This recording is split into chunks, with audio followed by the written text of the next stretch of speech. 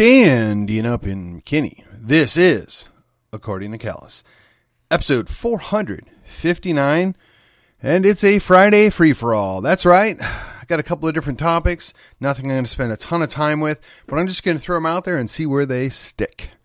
All right, so first and foremost, I want to make sure that I mention that, yes, I am totally riffing off of, for those of you new to the show, my opening is totally riffing off of both Mark Belling and Glenn Beck in the way they do their intros. Not copying, but riffing off of. And I do that on purpose because I respect them both immensely, and I really loved Mark Belling's show when I was much younger in Milwaukee, and he was at the top of his game, and Glenn Beck just seems to be the gift that keeps on giving. Look, you don't have to like what they say, like how they think, but they do both. Excellent, entertaining shows, and at his time, Mark Belling was the king of Milwaukee talk radio. So where does that leave us? Well, all the great ones are passing on the torch sooner or later. We'll see what happens. But right now I'm content to play a second or third or fifth fiddle, or however you want to call it, here in McKinney, Texas. I don't have a radio show, but I have a podcast, and I mean to use it. All right, before we get into the topics of du jour, let me remind you that the best way to help me grow the show, make a difference, and get you involved in the program is to like, share, and subscribe to the program. We have a social media page and a group over at the Facebook. I also drop in over at Gab and MeWe from time to time. It's all about building the network. It's all about getting the word out. It's about activating those people that actually care. And I got to tell you, on the social media thing, I don't get a lot of responses. Not directly. But the one that seemed to kind of poke the bear a little bit was my Wednesday episode on Vivek, right? I'm not asking you to think he's the best guy. I'm asking you to check him out. All these candidates don't get to be candidates without being compromised in some way, somehow. Now, it may be just minimal little stuff in their past. It may be serious. It may be extremely problematic, but nobody's pure. So to expect that and demand that, that's not going to happen. Not in today's day and age. The closest thing we had was the great Ron Paul, but he's not running. And I'm sure somebody will go find something to try and make hay out of something he had done in the past. I know what some of those things are, and really they're non-issues. But be that as it may, here we are. And transitioning into the program. So one of my favorite movies, and I've talked about this from time to time, and I try and watch it at least once a year, is Red Dawn. And for various reasons, but as a child of the 80s, that was something that I always had in the back of the head. What would happen if the Ruskies or the commies, if they invaded? And it was really easy back then to poo-poo it. Oh, that'll never happen, kid. Yeah, you're worried about something that can't happen. And now, not quite 40 years later, boy, oh boy, we're inviting an invasion at the southern border. I mean, is anybody paying attention out there? In any case, one of the things I want to bring up when Powers Booth character crashes his F-15 after he'd taken out, I think it's 5 of the 6 MiGs, he tells them, "Hey kids, you've done well. They've heard of you back in the free zone." I mean, think about that. What kind of compliment that must have been? What kind of show of admiration is it? I'm not going to put it up there with well done, good and faithful servant, because clearly not anywhere in the same ballpark. But just in the temporal world that we live in today, what does it mean to have somebody that you've never met before that says, "Hey, kid, they've heard of you on the other side"? I mean, I got to be honest, that's kind of my goal, low key. Right? I'd like for somebody to run across me somewhere and go, "Oh, I've heard of you." I think that'd be cool. Now, that does have a definite downside. I have run across a few people that do know me and are not overly enthusiastic, But hey, that's okay. That's part of the game, right? You're not making a difference if people don't know who you are.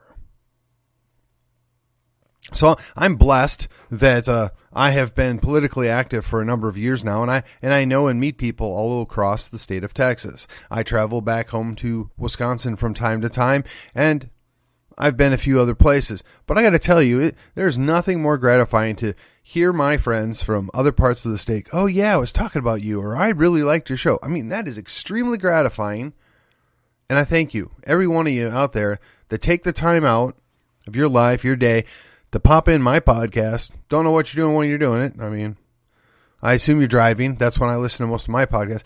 But it's gratifying that you're willing to invest the 15 to 20 minutes it takes to listen to it, because I assume you don't listen at normal speed. And I try and give you something new, something interesting, a slightly different take. You know, we're not all cut from the same cloth. It's okay to have a difference of opinion. It's okay to think about things slightly different.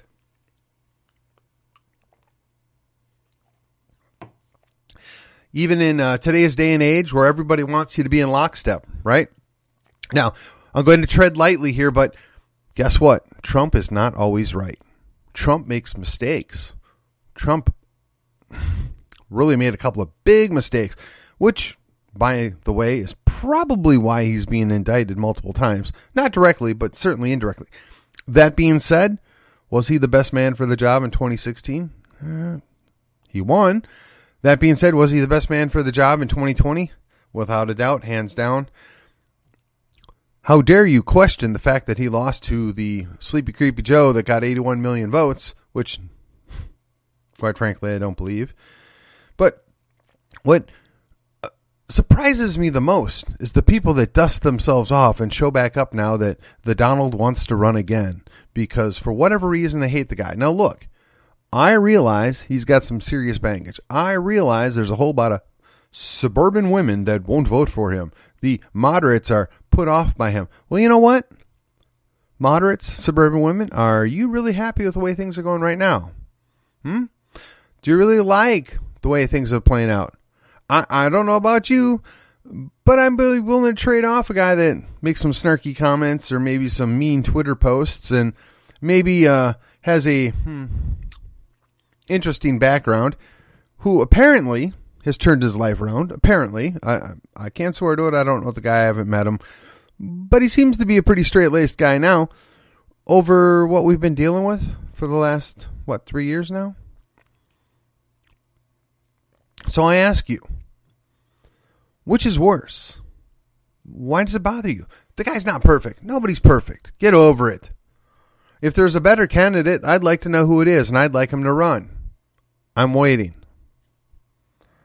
That being said, chances are we'll get stuck with either the corpse of Sleepy Creepy Joe. It'll be Weekend at Joe's, or, God forbid, Kamala.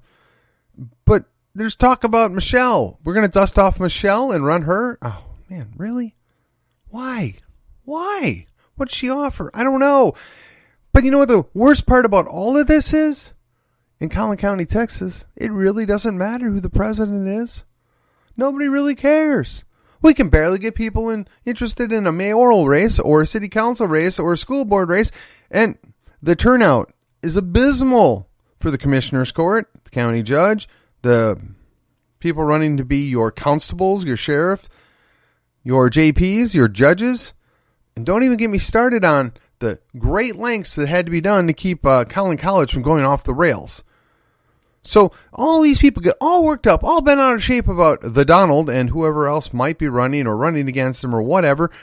And it has almost zero effect on what's going on in Collin County, McKinney, Texas.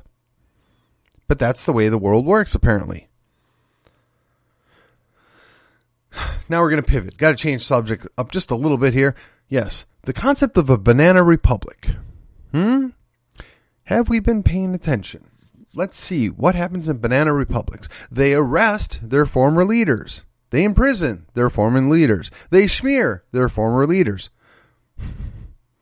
They do everything they can to prevent their former leaders from running again.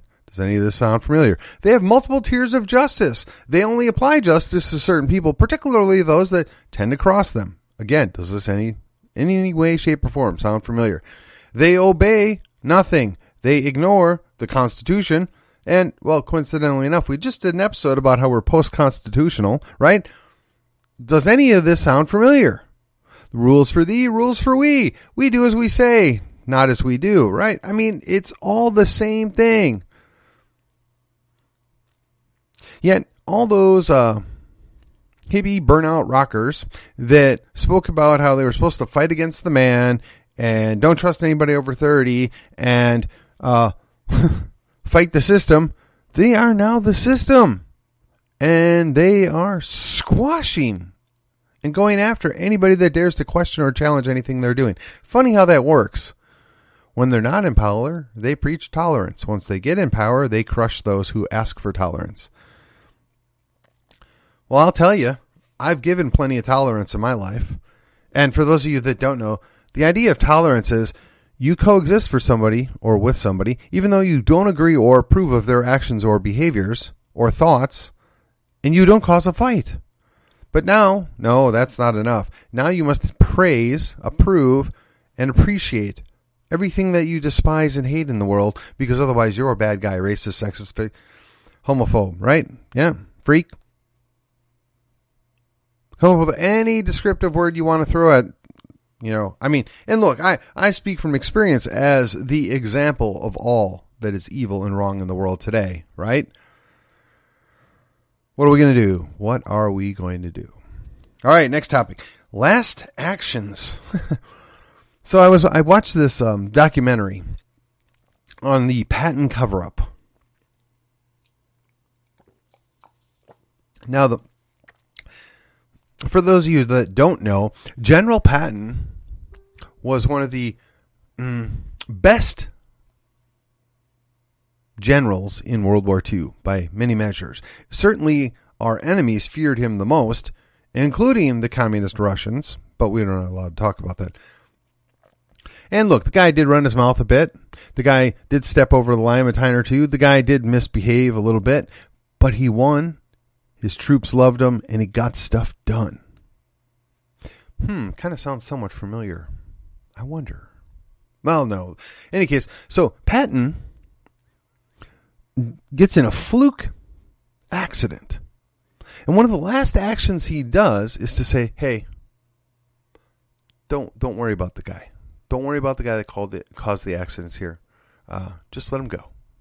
It was an accident. Let it go. Now, the guy had no way of knowing that he would be dead or that he would never move, from the neck again or below the neck again.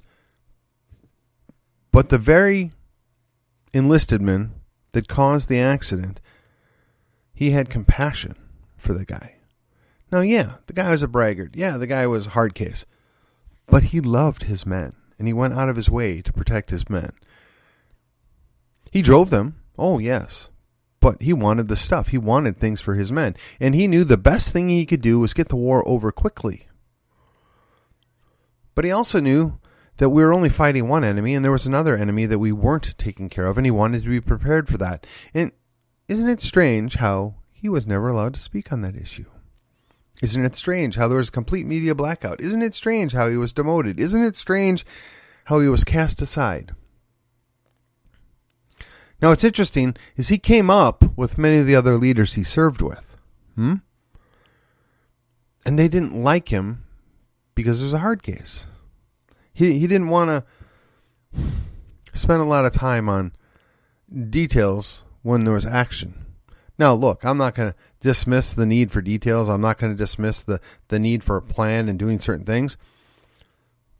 But the most interesting thing that they touched on, and I'd heard this once before, is they kept Patton in England during D-Day. The Normandy invasion, they held him in reserve. And the Germans were scared that they were going to put him across somewhere else. So they never committed their reserves. They may have very well defeated the D-Day invasion. Now, whether this was intentional or not, don't know. It didn't really talk about it. But they were flabbergasted at the idea that you would punish your most fearsome general for making a little gaffe, or at least what they considered a little gaffe. Interesting, isn't it? But this same guy, his last action was to show compassion on one of his men. Now, I guess last topic, I don't want to go too long. It is a Friday after all, and you have things you want to do. One of the last great men, right? I mean, I'm sure that you could find a couple other generals to lump in there, right? I mean, I learned about Dan Daly. Whoa, what a guy. Or there's Smedley Butler, right? Pershing, MacArthur. I guess you could probably throw Nimitz in there and as an admiral, and then can't think of the other. There's another admiral that was sick and went to battle anyway. I mean, there's some really tough guys back in the day that did the work that got us where we're at today. I don't know that we have them anymore. I really don't. But to me, it's amazing that we went from Chesty Puller to Rachel Levine, a.k.a. whatever the heck his name is. Who cares? It's sad. It's really sad to look at the decline of what's celebrated, what's important, and what the military stands for, and what purpose it serves. You know, as a Navy guy, I hold my head in shame over some of the stuff I hear that my Navy, my shipmates are having to do and deal with right now. What in the world? Now, fortunately, the Marines haven't gone full kilt crazy yet, but it's only a matter of time. All the leadership is political employees, and the ones that are currently there can only hold on for so long before they get just overwhelmed with the new political appointees. My question is why? I mean, let's consider, for example, great men are not perfect. Men that do great things also are fallible and have faults. Now, history is kind and glosses over a lot of those things, but I don't think there's anybody that I know that would say George Washington was not a great man. I don't think there's anybody that I know that wouldn't say Robert E. Lee was a great man. I don't think there's anybody that I know that wouldn't say the same about Madison, Jefferson, Monroe, Franklin, Hancock, both the Adamses for that matter. Yeah, they had their faults, they had their failures, but by and large, we wouldn't be here today. And if we're going to go a little further, I mean, Davy Crockett, Samuel Houston, right? Travis. These are all guys that willingly sacrificed to get us where we're at. They were great men. Yet, if you listen to the people today, well, they're villains, they're evil, they're terrible. They're the root cause of all that is wrong in America. Well, look, again, only a fool thinks they're perfect. Only a fool is willing to ignore whatever faults and failures that exist. But you can be a great man and not be perfect. There is nothing that requires you to be perfect to be classified as a great man. And yeah, I know. Hey, look, there's plenty of great women out there. We're not besmirching them. It's just right now, white males are the root of all evil, particularly if they're straight and or Christian. I don't understand. I really don't. I mean, you get to destroy those things at your own peril. You get to pretend they were never great. For what gain? The sad thing is you think out there that those people would realize that are doing this, that you can't make your people great by tearing other people down. You can't make your hero better by tearing somebody else down. You make your hero better by the hero being better. It shouldn't be that hard.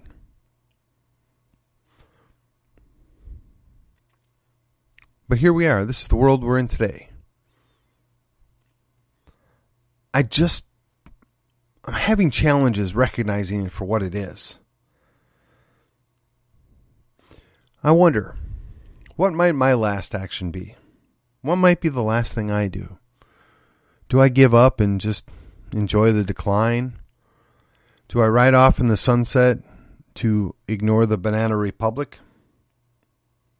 Do I continue to soldier on and hopefully I get to hear at some point in the future, they've heard of you in the free zone? I don't know. But right now, I am where I'm supposed to be because I'm here. And I trust that God's got me placed in the right place at the right time for something. Don't know what it is. I try to practice that patience and try to accept that I don't get to have everything I want when I want it. Maybe I'll never be a great man. Never necessarily intended to be so. But I'll settle for being a good man. I'll settle for something that other people can look at and say, yeah, maybe he didn't get everything right. Or maybe he wasn't always perfect, but, he was a good man. He looked out for his friends. He looked out for patriots. He took care of his family. He willingly sacrificed himself for this, that, or the other thing. I don't know. But what would my last action be in order to meet that outcome? I don't know. But I wonder, if you detach yourself and you think of yourself as living forever and you never are going to be held accountable and you're never going to have to answer for anything, do thoughts like that even enter your mind? So on this Free-for-All Friday, I'm just trying to throw out a couple ideas and some different things that are loosely associated, only from the standpoint that sooner or later we're going to have to answer for what we've done. Sooner or later I'll meet my Maker. And honestly, I'm a little concerned at times, not always, but at times, am I going to get to hear those words? Well done, good and faithful servant. I mean, it's one thing for the preacher to say he was a good man. I mean, I think even Carrie Underwood's got a song about that. And they'll lie through their teeth to protect your honor or your dignity. But when you go to meet your Maker, well done, good and faithful servant. That's the passing grade. It's pretty simple. It's a pass-fail situation. And I don't want to even imagine what it means to fail. Well, I don't mean to be a Debbie Downer there, but that's just kind of where I was going. I mean, look, it's Friday. The weekend is upon us. Don't do anything stupid. Don't do anything to meet your Maker prematurely. And remember, tomorrow's another day. We're going to keep on soldiering on. I know I'm a squid. I can't technically be a soldier. But, keep doing what you got to do. And until then, I will see you on the other side.